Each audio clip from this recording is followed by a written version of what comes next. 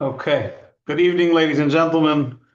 I'm so used to saying ladies and gentlemen. I don't know if there are any ladies on board, but it's a men's chabura in Tanya, and a lot of you are on the East Coast, so we're going to keep our time. We're going to stick to our time because in Montana it's only 7 p.m. and for many of you it's 9 p.m. or later. I've given many shiurim over the last 20 years, and I've never been this. In Hebrew, we call it cherdas kodesh. There's an awesomeness. There's a fear of heaven. There's a cautious. I'm being cautious to give such a class. Tanya is the magnum opus. It's the foundation of Chabad Hasidism, as we're going to speak about in great detail. By Chassidim, the book of Tanya, the Sefer Tanya, which again we're going to discuss its various names, Sefer Shalbeinanim, Tanya, it is considered the Torah Shebechsav, the written Torah of Hasidus. And so, for a rabbi in Montana to sit down in his office and give a shir in Tanya, that's an awesome responsibility. It's a chayv kadosh, and it's a schus, it's a merit, and I hope that together we will journey through this incredible sefer. And most importantly, the Alter Rebbe didn't write Tanya because he needed another book on Jewish philosophy or Jewish theology, or even Musar. The Alter Rebbe wrote Tanya because he wanted to guide souls, and he wants to guide each of our souls in this journey. I hope and pray that I don't give the wrong interpretations. I am not inventing my own interpretations. I'm using holy books, but perhaps along the way my understanding of the holy books won't be perfect. And if you find a mistake in something I'm saying, please share that with me.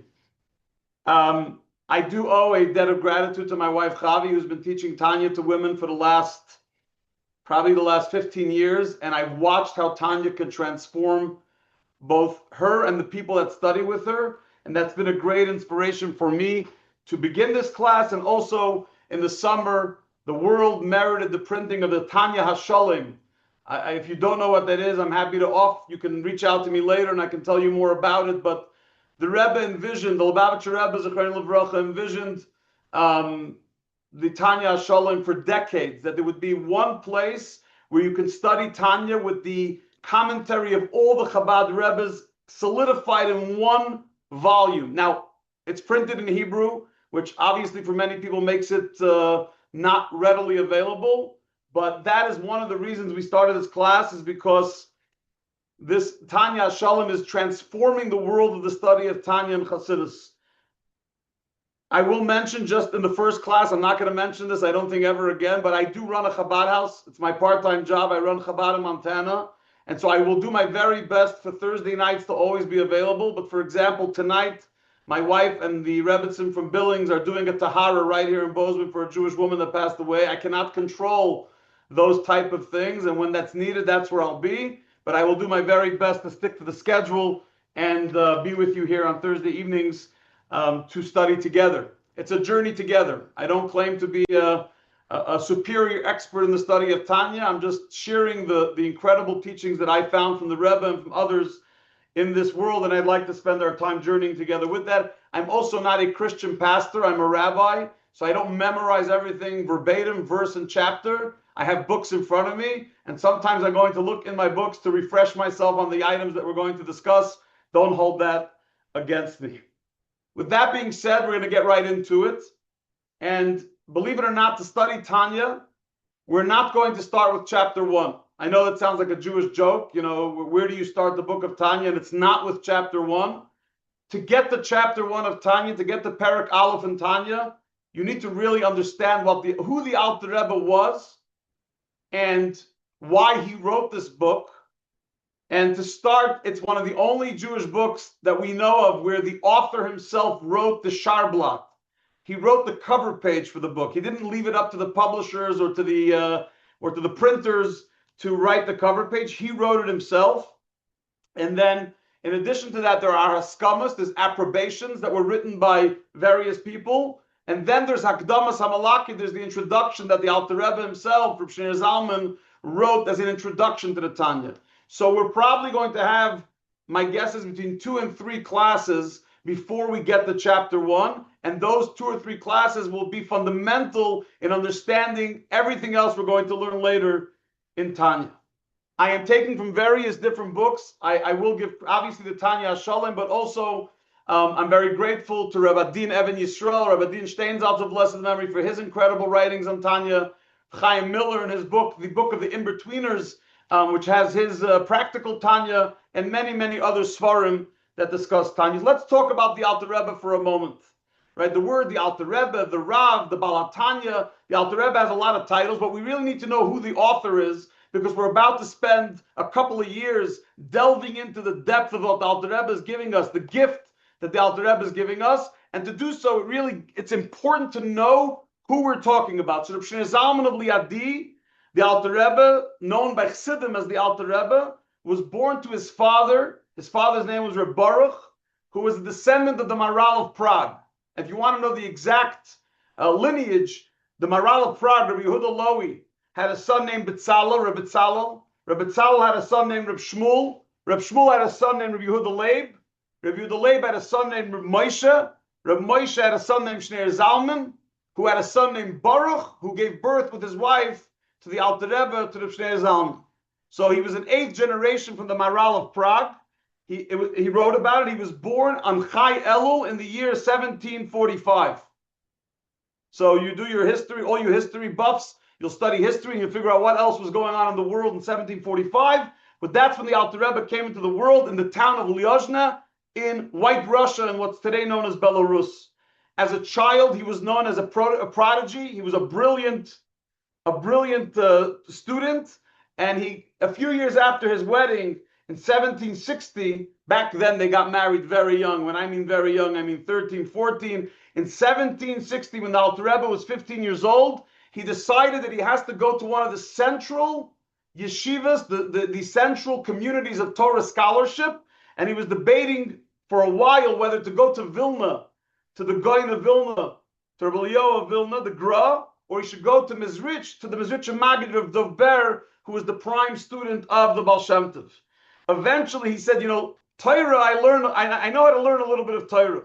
So why don't I go to Mizrich, where I'm going to learn how to daven? Because Torah I have access to. Davening I need to learn about.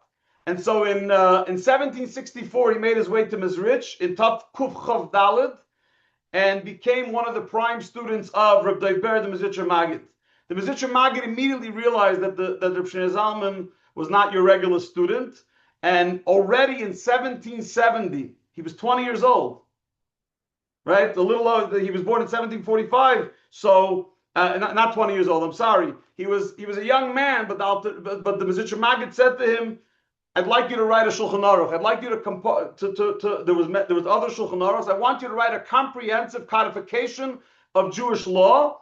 And indeed, the Alter Rebbe took upon himself the responsibility to write a Shulchan Aruch. Unfortunately, most of it didn't survive.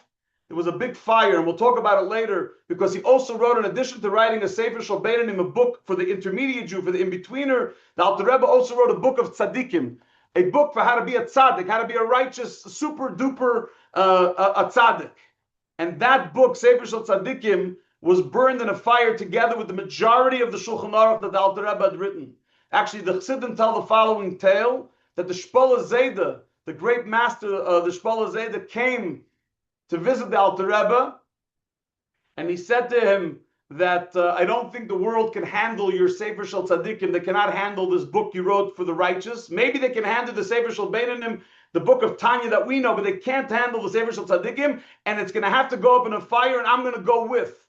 And that year, the copy of the Sefer Shel Tzaddikim, the writings of the Alter Rebbe, the Sefer Shel Tzaddikim, along with big parts of the Shulchan Aruch, as well as the Shpola Zayda, passed away that same year. That's the tradition that the Chassidim have.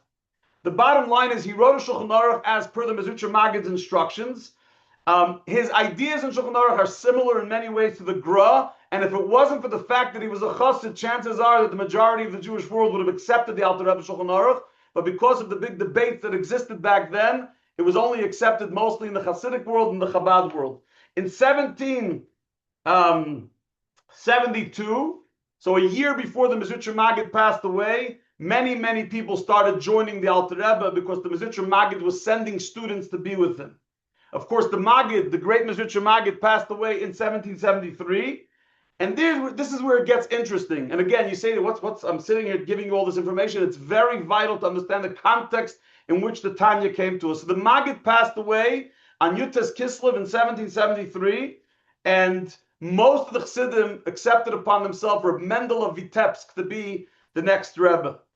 I'm going to be careful in how I say what I say next, but most of the Hasidic masters of that time could not handle the pressure and the stress that at the time, what was called the Misnagdim, the opponents of the Hasidic movement, they couldn't handle the stress. They were being, in Yiddish we say, they abused them, they tortured them, they tormented them, and including Mendel Vitebsk, who decided that he was going to go to Eretz Yisrael, and he did with other. He went with a big Hasidic delegation went to Eretz Yisrael, and they basically either directly or indirectly appointed the Alter Rebbe.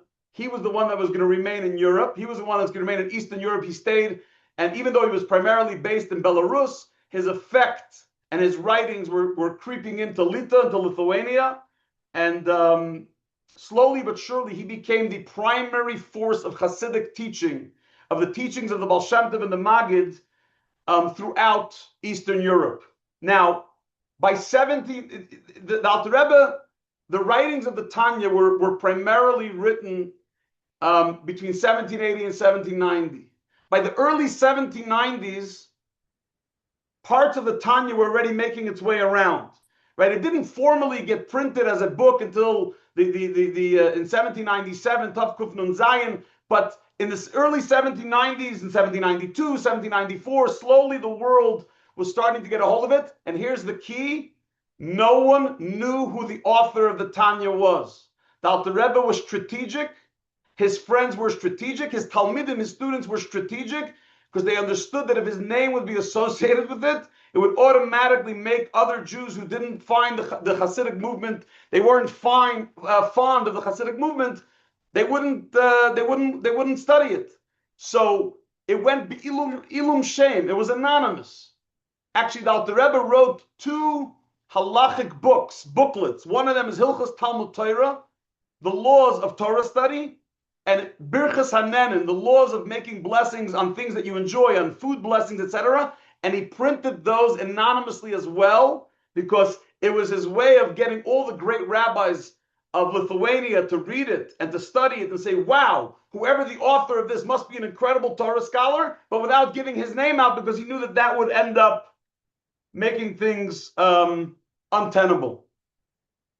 And here's where it gets interesting. The opponents of Hasidim failed miserably. They just did. They tried every different way to stop the spreading of Hasidus, and it failed. So what do you do when you fail, you fail, you fail?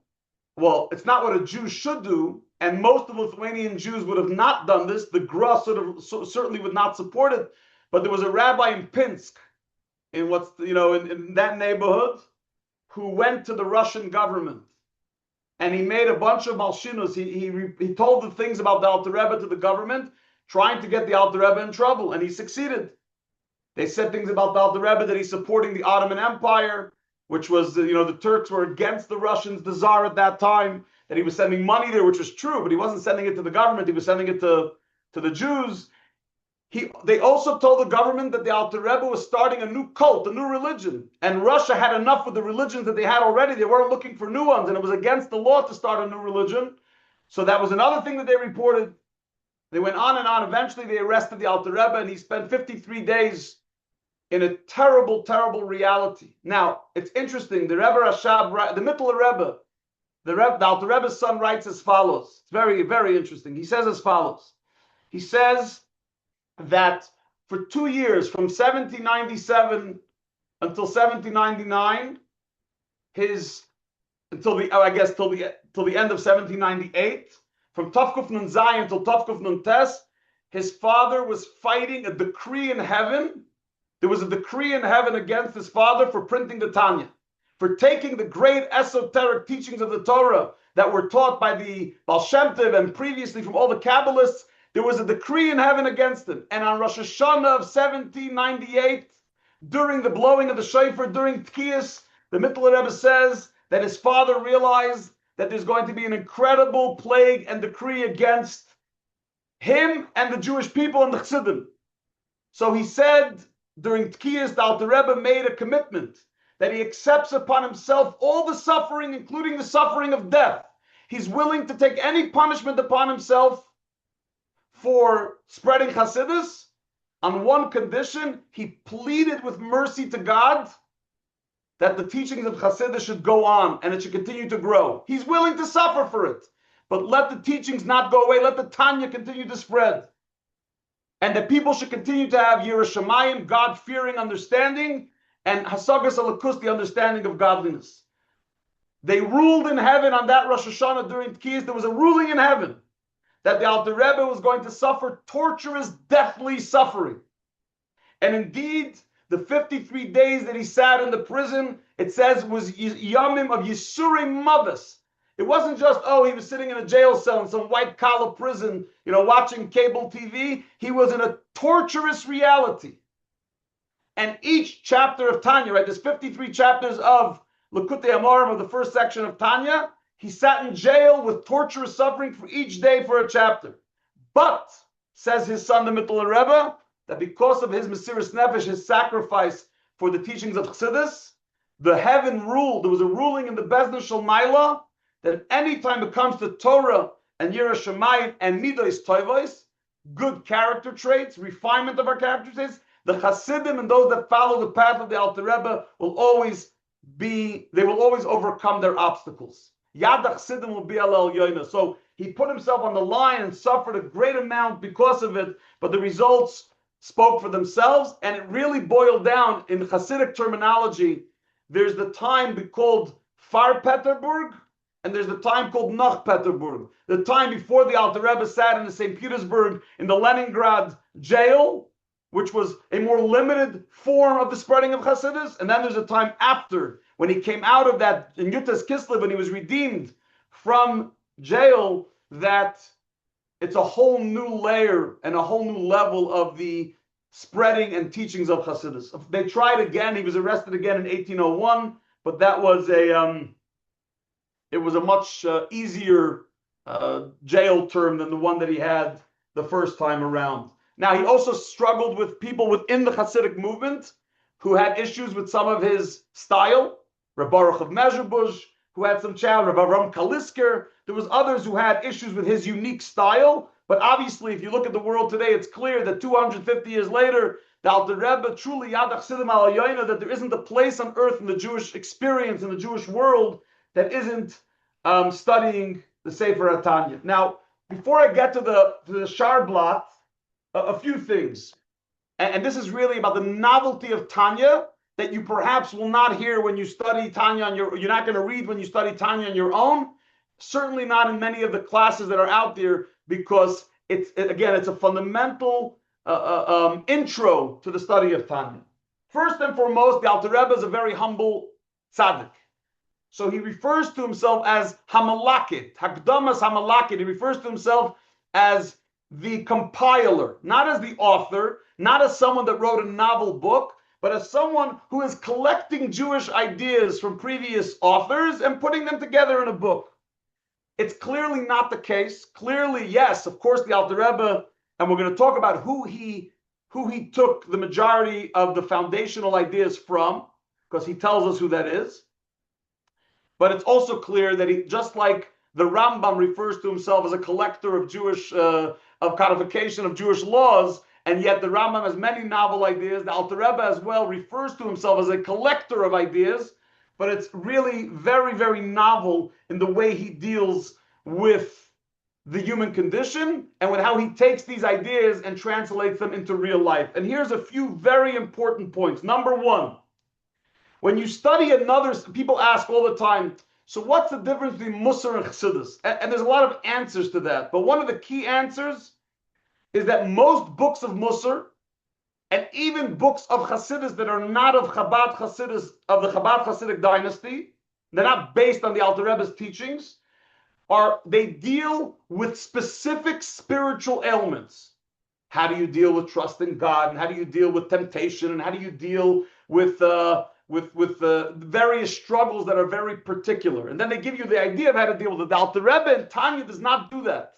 The Alter Rebbe and Tanya very rarely, sometimes he gives examples, but the book is not compiled and it's not authored in a way where it deals with specific ailments. It deals with the foundational ailments that really can help us in every different scenario, and they will be applicable in all of those realities. So he gives us the principal foundation, not just for specific issues in our spiritual well-being, but the general ideas that can guide us through all forms of spiritual dysfunction, through all forms of spiritual challenge, and allow us to grow in our spirituality. And he talks about it in a generalized way. That's number one. Number two, the Alter Rebbe does not really divide our reality between good and bad. When you open up a typical book, a Sefer of Musar, there's good and there's evil. It's very black and white. But the Alter Rebbe comes with this whole guiding, this whole philosophy, this whole theology, this whole way of thinking, that it's not about good and bad. It's about Nefesh Elikis, the godly soul, and Nefesh Bahamis, the animalistic soul. But the animalistic soul is not evil.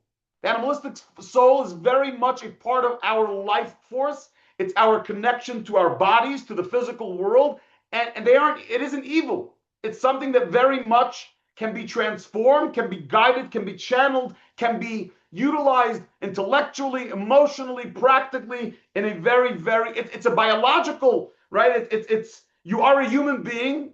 You're created biologically, and you have a life force that we call the Nefesh Bahamis, the animalistic soul, and it could be misused, but by definition, it's very much neutral. So this is not a war between good and bad. It's a battle between the godly soul and the animalistic soul, and that is a very, very different reality, because evil has to always be eradicated, has to always be beaten. The animalistic soul doesn't necessarily have to be eradicated, it just has to be transformed, guided, and channeled into the right place, and therefore it isn't essentially a negative thing. Lastly, the Alter Rebbe, of course, passed away in 1812, and there's the famous statement from, some say it's from Rav Zusha of Anapoli, I believe in the Sefer Tanya Sholem, it quotes Sister Rav Levi Yitzchak of Barditchev, that he once said, I can't understand how the Alter Rebbe took such a great, awesome God and limited him into such a small book. But he said that with the greatest admiration, like it's incredible that the Alter Rebbe took an awesome, infinite God that is so hard for us to understand and to really relate to, and yet the Alter Rebbe, in his incredible wisdom and devotion to the human condition, and that's really what it is. The Alter Rebbe was not looking for another scholarly book of theoretical Judaism that no one will ever take practical. The Alter Rebbe was looking to provide every Jew that would ever live a guide to how they can deal with their inner darkness, how they can deal with their animalistic temptations, how they can deal with the duality of their life. And he gave it to us in this principled fashion. Now, to the Sharblat, that if you have the book in front of you, the Sharblat, that's wonderful. The cover page, I sent a couple of links. If you don't be too baffled. You can follow along either way. The Sharblat of the Tanya says as follows: Sefer Lekutei Amorim. It is a book of it's an anthology of teachings. So he refers to it again as a collection, like he collected a bunch of ideas and he brought them together into this book. Hanikra Av Chelik Rishon. It's section 1. When the Alter Rebbe first published the Tanya, there were 2 sections. Section 1 was these 53 chapters of Sefer Shel Beinim of Lekutei Amorim. And the second chapter was called Shara Yichud Ve'emunah, which God willing we'll get to when we get to, but it's 12 chapters that are specifically about the oneness of God and how the oneness of God permeates every facet of creation. This journey, the first journey we're taking in Tanya, is going to be on Chelik Rishon, on section 1, which is the 53 chapters, and the Hanikra B'Shem, that we are going to call Sefer Shel Beinim, the book of the in-betweeners, the book of the Jew that's in the middle. And obviously, that's a very, very vague statement. What does it mean? In the middle of what? In between what? But that's going to be the journey. We're going to get to it. But again, going back to what I said earlier, there was a Sefer Shel Tzaddikim as well. There was a book of righteous, not of in-between Jews, not of in-betweener Jews, not of Beinim, but Tzaddikim. But that burned, and we don't have a copy of it. Then the Alter Rebbe says as follows, and this gets interesting because again, you want to know where did he get, who was his guiding light? No matter how great a rabbi can be, and the Alter Rebbe was the greatest of the great, especially amongst the Talmidim of the Maggid, the students of the Mezritcher Maggid, he was the primary student. Nevertheless, he never shied away of saying where he was quoting from and who his inspiration and guiding light was in the authorship of this great magnum opus. So he says like this. He says that, he says, Melukat mipi svarim umipi soifrim. He says the book, the Tanya, is a collection of teachings from writings, from Sfarim, from holy books, and from Seifrim, from incredible authors. Now, if you look in the Tanya Shalom, you'll see it quotes from the various sources of the Chabad Rebbes, and in their philosophy about Tanya, they claim that the Sfarim, which books did the Alter Rebbe use in addition to the Talmud and the Mishnah and the Zohar, and it's clear when you study Tanya that he quotes the Zohar a lot, and he quotes the Pri Etz Chaim from Chaim Vital, and he quotes occasionally the Ramak, Moshe Cordovera, but who are the primary sources of the Alter Rebbe's authorship? The Maharal of Prague, which he was, as I said earlier, he was a descendant of the Maharal, and it's interesting, you won't see a quote from the Maharal, but throughout Hasidus, you'll see there's a direct connection between the teachings of the Maharal of Prague, who's full, his Sfarim, if you have the Sfarim of the Maharal of Prague, you know that they're full of incredible Jewish theology and philosophy, but Hasidus takes it into a deeper layer of understanding. He's also quoted that the Sefer that one of the authors was the Shalah, the Shnei Luchis Abris, written by Reb Shaya Levi Horowitz, the great Kabbalist and Torah scholar, the Shalah, which, by the way, for those that Chavi is a descendant of the Shalah. So in our Chabad writings, it refers to the authors that he took from as the Maharal and the Shalah. But Rabbi Steinsaltz or Rabbi Evan Yisrael adds to that. I don't know where he gets it from, but I do think it's worth sharing. He says it also includes the Reishis Chachma. Rabbi Yod Vidash. So he includes the Reishis Chachma in that. Now, who are the Seifrim? Who are the teachers? So in Chabad, we always knew the teachers are the Baal Shem Tov and the Maggid. Even though the Alter Rebbe didn't meet the Baal Shem Tov directly and study from him, but being that he was a spiritual grandson of the Baal Shem Tov, the two teachers he's referring to is the Baal Shem Tov and the Maggid. But again, Reb Steinsaltz writes that in addition to that, it's Rav Rama Malach, who's the son. He's known as a Rav Rama Malach, Avram the angel. He was the son of the Mezritcher Maggid. Sadly, he passed away like 2 years after his father. But he was a very dear friend, and Alter Rebbe studied with him, as well as Reb Mendel of Vitebsk. That's what Rav Adin says. So I can't argue with Rav Adin Steinsaltz. I'm just telling you what he says. But the bottom line is the Alter Rebbe says that he got his ideas, and he's going to build on those ideas from both authors who had written books and authors who had taught orally.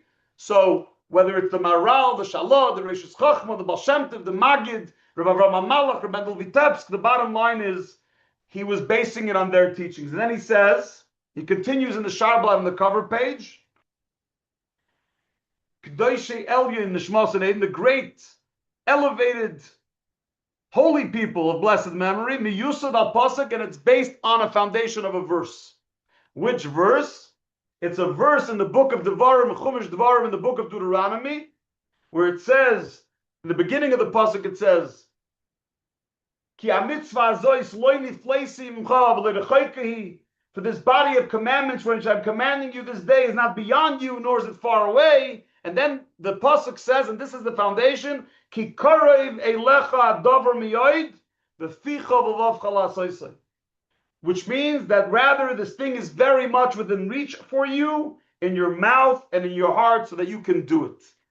And here comes this idea that's very much in the foundation of the entire Tanya, and you really need to internalize that in advance, that the Alter Rebbe is saying unequivocally that the Pasuk Hikarev, which is the foundation of this entire Sefer, is to teach every Yid that they have the ability to closely, meaning easily, access, control spiritual control of machshava, dibur, and maisa, their thoughts, their speech, and their action, which is an anomaly.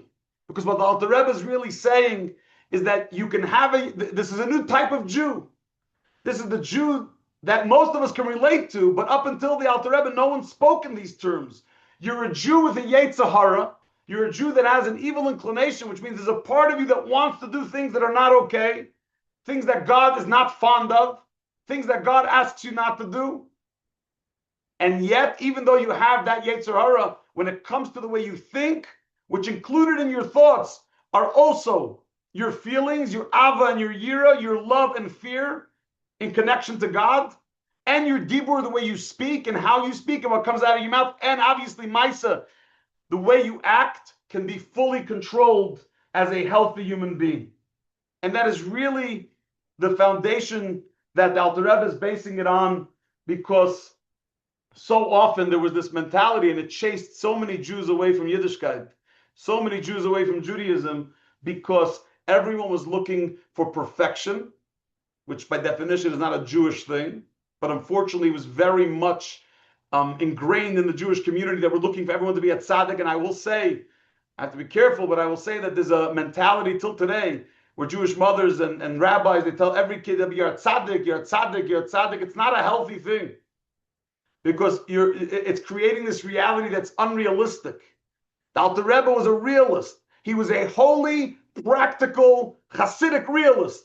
And so he wanted every Jew to recognize that they have the ability to connect with God, even if they have a Yetzer Hara that hasn't been eradicated, even if they're not from the super duper righteous of the world. Every one of us can live as a righteous person, even if deep down we still may have an occasional temptation, as long as we don't allow the temptation to be controlling us, and rather our thought, speech, and action is under our control. In other words, Alter Rebbe revolutionized the Jewish world to say that you don't have to be stable. You could be a Jew that's unstable, which means you're a Jew in the struggle. It's a struggle, meaning you're not sort of in this, you're floating at the status quo, you got to this plateau and you're great. No. Every day you wake up and it's another spiritual struggle. The Alter Rebbe really introduced to us this incredible concept that is what it's about.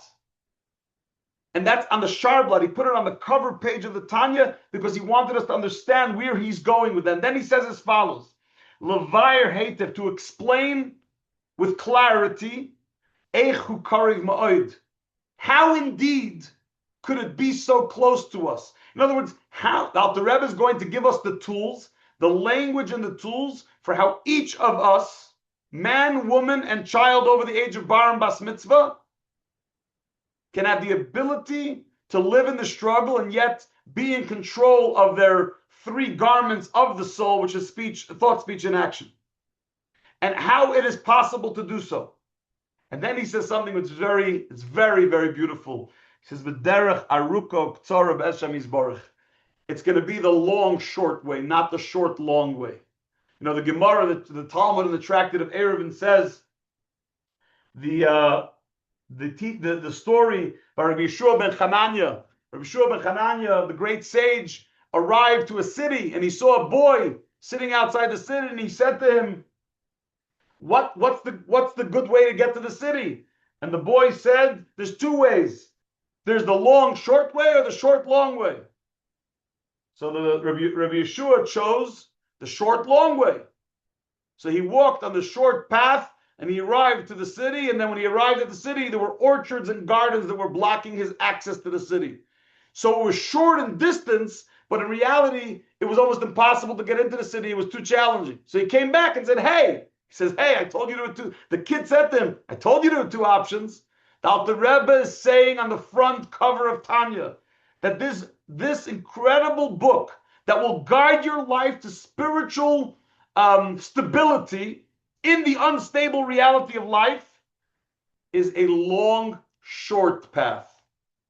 There are other movements within Hasidism that give you instant or short-term spiritual gratification. I'm not going to name names. It's not relevant, but there are systems, holy systems. I'm not belittling them. There are holy systems within Judaism where you can find quick rapture in some spiritual delight that makes you happy short term. We call that in Chabad Hasidim, we call that we call it a fire of kash, a fire that's lit with hay.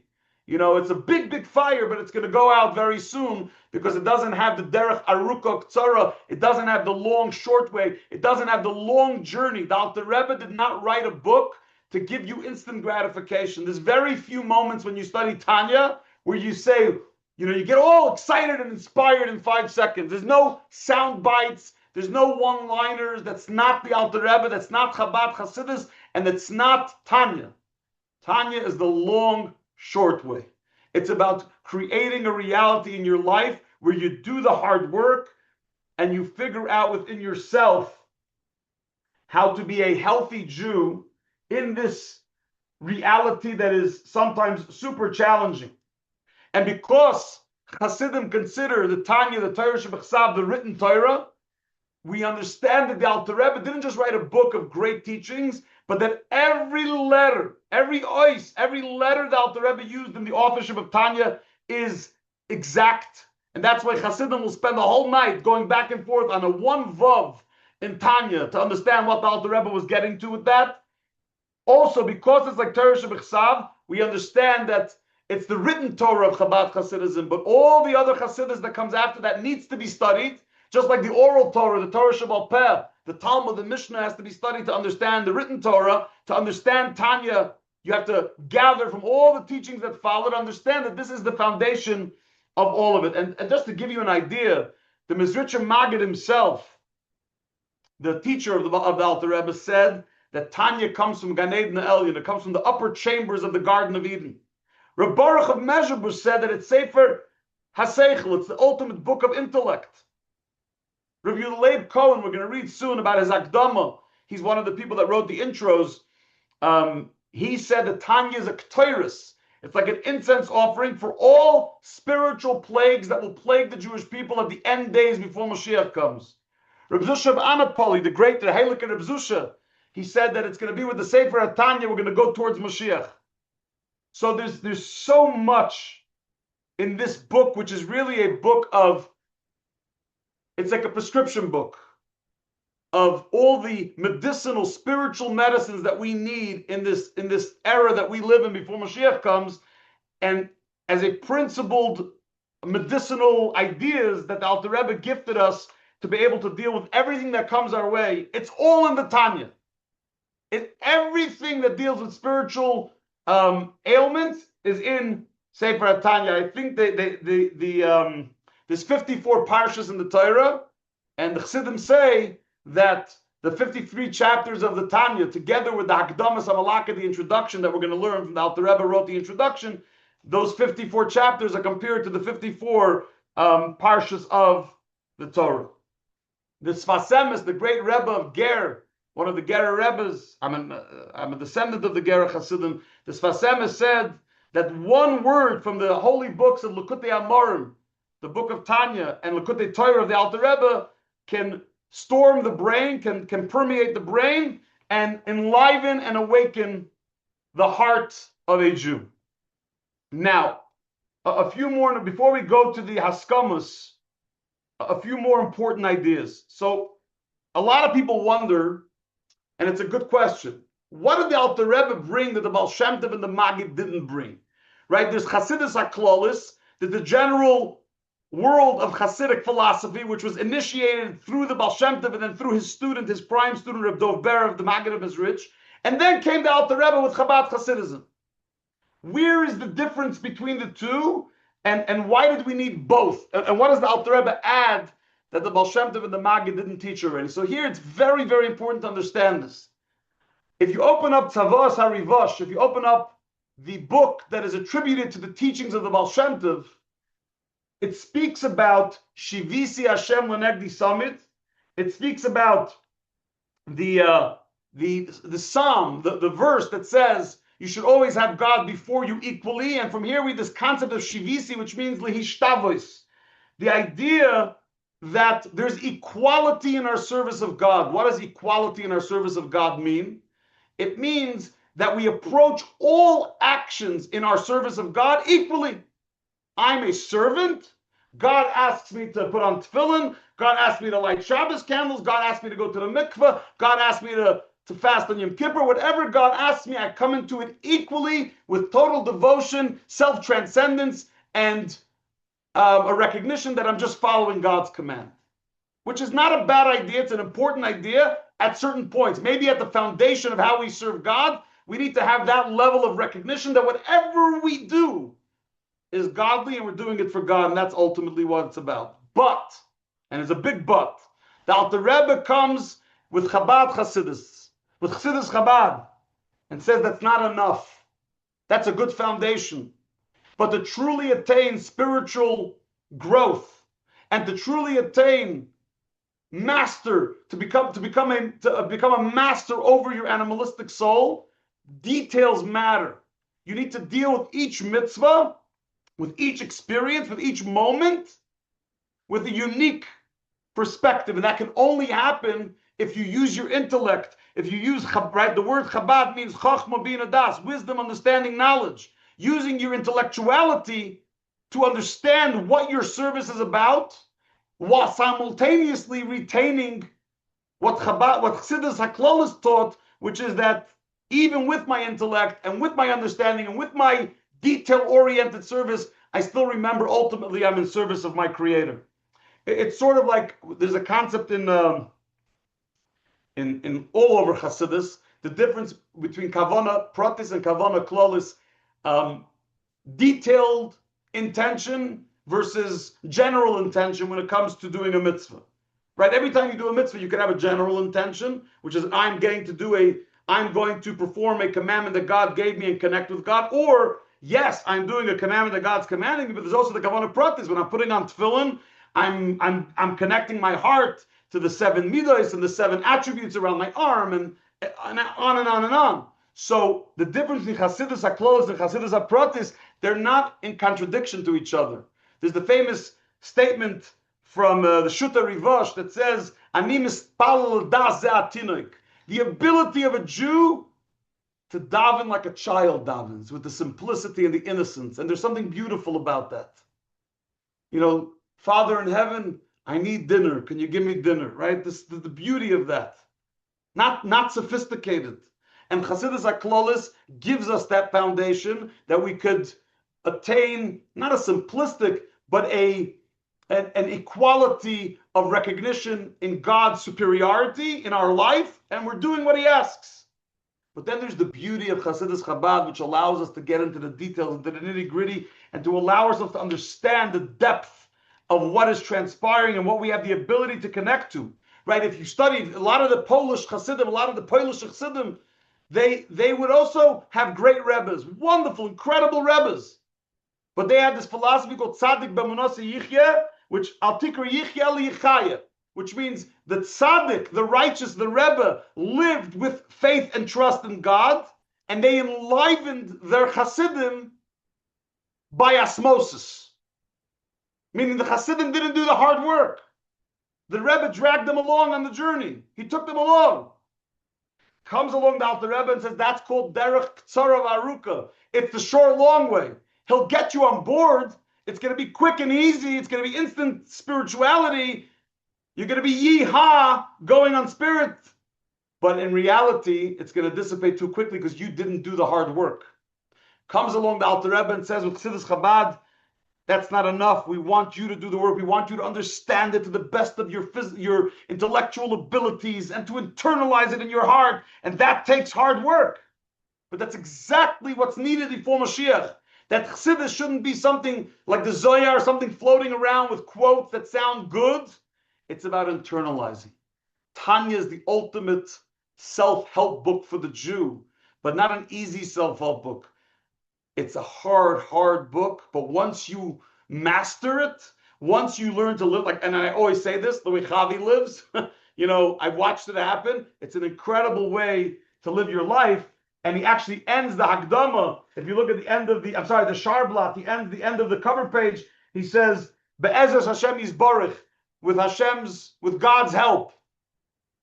He wasn't only saying that he hopes to print this book with God's help, that we are each going to need God's help in this journey of finding the closeness of this service, that we find in this journey through Tanya. And then it says, we added later a third section to the Tanya in the second printing of Igeres HaTshuva, which is the section that talks about tshuva, about returning repentance. The Derech Haruka Ktsara, same thing, the long, short way. The fourth section, which is Igeres HaKodesh. By the way, some Hasidim, this is also printed in Tanya Shalom. They associated the four sections of Tanya, not the additional later chapter 5, section 5, but the first four with the 4 volumes of Shulchan Aruch. That the first Lekutei Amarim is like Orach Chaim, and the Shari Yichud Amunah is like Yeridea, and Igeres HaTshuva is like Even Ezer, and Igeres HaKodesh is like Chesed Mishpat. Asher Kasa B'Ksav Yodei Akdosha, he wrote this with his own hand, his holy hand, L'Shoinei Atar, in his pure tongue. Kol Eila Chuvru Yachtav Tamim Ilmaila. These were all authored together by. Sorry, let me just pull it up here. These were all authored together by the great wholesome from on high, Ir v'Kadosh Mayanochis, who arrived from heaven, the great, brilliant, godly master, the light of the world, Meifas Hadoyer, the miracle of the generation, Nezer Yisrael, the crown of the Jewish people, V'Sifarte, in its glory, K'dosh Hashem Mechubad, who carries the glory and the honor of Hashem's name, Arana B'Rabbana Shnei Zalman, Nishmasi begins the Alter Rebbe. That is the Sharblat, the cover page of the Tanya. In the time remaining, I'd like to go to the Haskamas, and we'll be able to do that because it's not very complicated, the Haskamas. Very interesting. There are 2 approbations, 2 Haskamas that are written on Tanya. One of them is written, you could see it for yourself, by Rabbi Yehuda Leib HaKoyen, and the other one is signed by Hakot Meshulam Zusel Me'anapoli, the Rav Zusha of Anapoli and Rabbi Yehuda Leib HaKoyen. They both wrote Haskamas. Interestingly, when they came to visit the Alter Rebbe and they saw the Tanya, they stayed up all night reading it, and they came to him in the morning and they said, you must print it. The Alter Rebbe said to them, I don't understand why I should print it. The great sages don't need it. And the non-great sages, the regular people, won't get it. And they responded to the Alter Rebbe and they said to him, you're wrong. Both the great sages and the regular ordinary folk need it, and they will get it. And that was one of the inspirations to the Alter Rebbe to take his writings and actually print it. Now, who are these people? So let's start with Rav Zusha of Anapoli. He says as follows, Haskamas, Harav HaChasid HaMaforsa, this is an approbation from the renowned Rav and Chasid, Isha Liki Kadosh Yomer Loi, a godly man who shall be called holy, Mereinu Rabbeinu Rav Zusha of Anapoli, Reb Zusha of Anapoli, who, by the way, he was born in 1718, so he was older than the Alter Rebbe, and he passed away before the Alter Rebbe, passed away in 1800, of Anapoli. And what does he write? He says as follows, Hine bir oisi es aksavim shel Rav, I've seen the writings of the Rav. Hai goyin ish elikim kodesh v'torah, this genius man of God, holy and pure. Aspaklaria me'ira, who sees things through like a clear glass, like the Gemara says. And he did a good thing. And God performed a wonder kindness. And he inspired the Alter Rebbe to do all this work, to show God's people the holy ways, which is what the Tanya is. And the Alter Rebbe wanted the Alter Rebbe did not want to print this in a publishing house. Because it's not his way. He wasn't into it. The Mezritcher Maggid asked him to write a Shulchan Aruch, so he wrote it. They didn't even want to print that. He wasn't into publicizing his teachings. So why are we doing it anyhow? The Alter Rebbe didn't want to print it. Why is he printing it? So says the Zusha of Anapoli. Because already different pamphlets and booklets, right? Everything was handwritten. It was getting around all over Belarus and Lithuania. There were little handwritten pamphlets. And what happens when everyone's writing pamphlets? There's a mistake about Tukis, rabbis, they say Mishunim copied many times by different scribes, and as a result of the numerous copies, there's there's a lot of mistakes. There's errors because people are writing it from other people, and eventually you're not getting an accurate book. Therefore, we have to bring it to print. And he says, this is very interesting in Reb Zusha's writing. He says, the Heir Hashem Esruach Hashutim, God inspired these two publishing partners. Harabani Amuflag Avosik Marenu Rabbeinu Reb Shalom Shachna. Firstly, the great rabbi, scholar, his name was Reb Shalom Shachna, and I'll tell you who he was in a moment. Ben Marenu Arav Rabbeinu Reb Noach, the son of Noach, and the great second rabbi, Rabani Amuflag Avosik Marenu Arav Rabbeinu Reb Martche, but Marenu Reb Shmuel Alevi Lebeis, Shmuel Alevi. There was a guy named Martche Horowitz. They brought these pamphlets to be published in the printing house in Slavita. And for this act, I congratulate them. Who are these two guys? Who are these two rabbis that printed the Tanya that Reb Zusha of Anapoli is referring to? Very interesting. If you like history, it's phenomenal. So Reb Shalom Shachna was a son-in-law of the Alter Rebbe. He married the Alter Rebbe's daughter, Dverleah.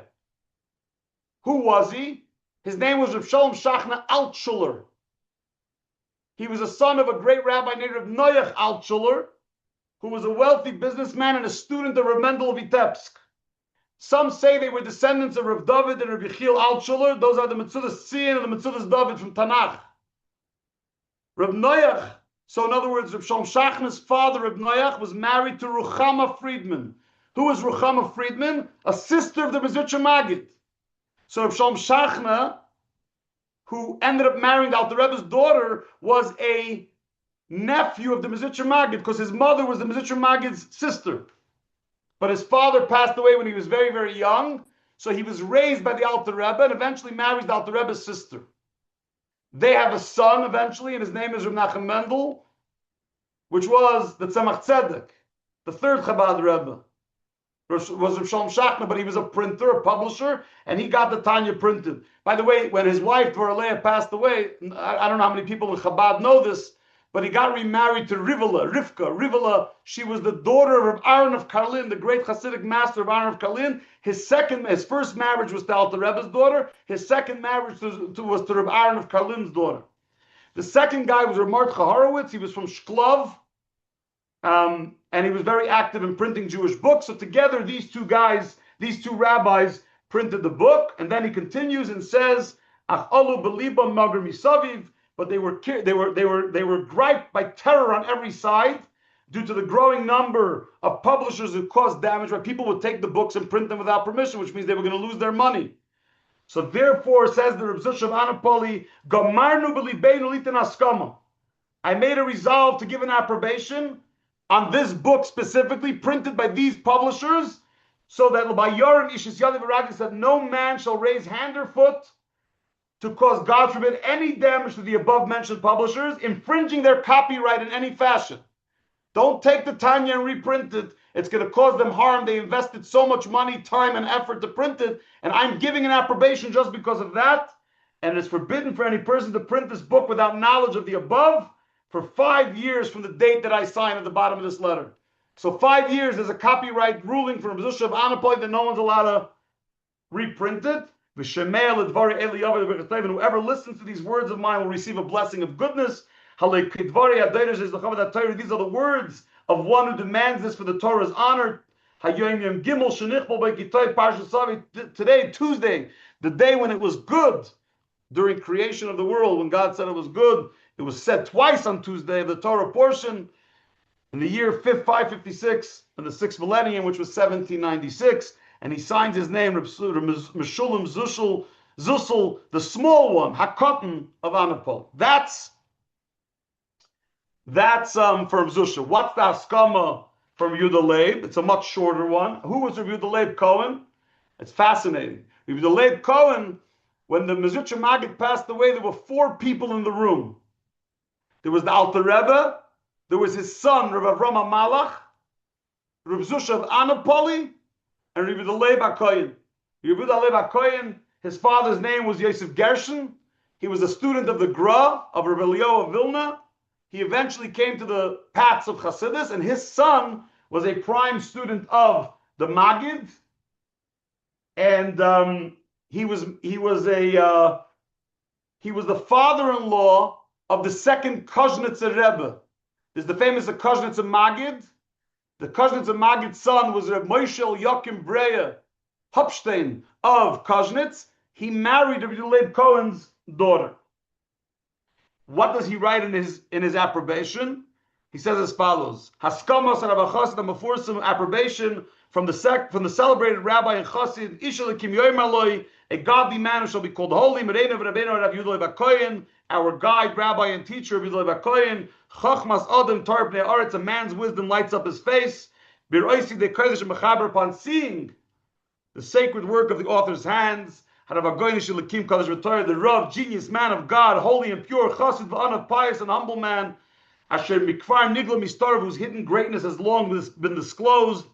Yoshev v'sheves tachkamoini, we sat together in the seat of wisdom by the Mezritcher Maggid, and he says, and we draw water from the well of living water, referring to his Rebbe. Now Israel will rejoice with the public release of the holy words.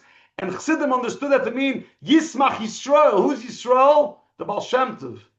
That the Baal Shem Tov was elated from heaven, knowing that his teachings are now being taught by the Alter Rebbe, which have been compiled for publication to guide God's people in the paths of holiness. As any person can see by looking to the inner content of the Alter Rebbe's words. That which is public knowledge needs no further proof. So why am I writing it if it needs no further proof? Why am I writing this approbation? Why does the Alter Rebbe need me? So he says, same thing like Rabbi Zusha of Anapoli said, I don't want people to take the copyright away and ruin it for those who printed it. I'm warning people they shouldn't raise their hand and foot to print this book for 5 years from the date below, and those who listen to my words receive a blessing of goodness. I'm writing these words for the Torah's honor this Tuesday of the Torah portion, Kisave, the same thing, 1796, Yehuda Leib HaKohen, signed by Yehuda Leib HaKohen, and then there's the Haskama, written much, much later. Remember, until after the Alter Rebbe passed away, his name was never written in the book. So it was only later, in a much later print, that they added an approbation from his own children, his 3 sons, the Mittel Rebbe of Dovber, Reb Chaim Avram, and Reb Moshe. His 3 sons wrote an approbation later, just again to make sure no one messes with the print and that no one mistranscribes the writings of the Alter Rebbe, and they were very, very careful about it. But again, they wrote that in Tav Kuf Ayin Dalet in 1814. They wrote it over a year after the Alter Rebbe had passed away. And then, of course, that leads us straight into next week. Be'ezer Hashem Yisbarach, with God's help, we're going to go straight into Akdamas HaMalakit, into the Alter Rebbe's introduction himself for the Tanya. This was all the cover page and the approbations and a little bit of a general history of who the Alter Rebbe was and where this came from. But the Akdama is going to get into the actual juice of the Alter Rebbe writing himself, why he took the time and effort and energy to invest in the writing of this incredible book of living water, of Chassidus, Kabbalah, Torah, and authenticity. But for that, we'll see you Be'ezer Hashem Yisbarach next week. I hope you enjoyed. If you have any questions, you can email me or WhatsApp me, and we'll see you next week, God willing. Good Shabbos, a good Erev Shabbos, and we'll see you soon. Sei gesund.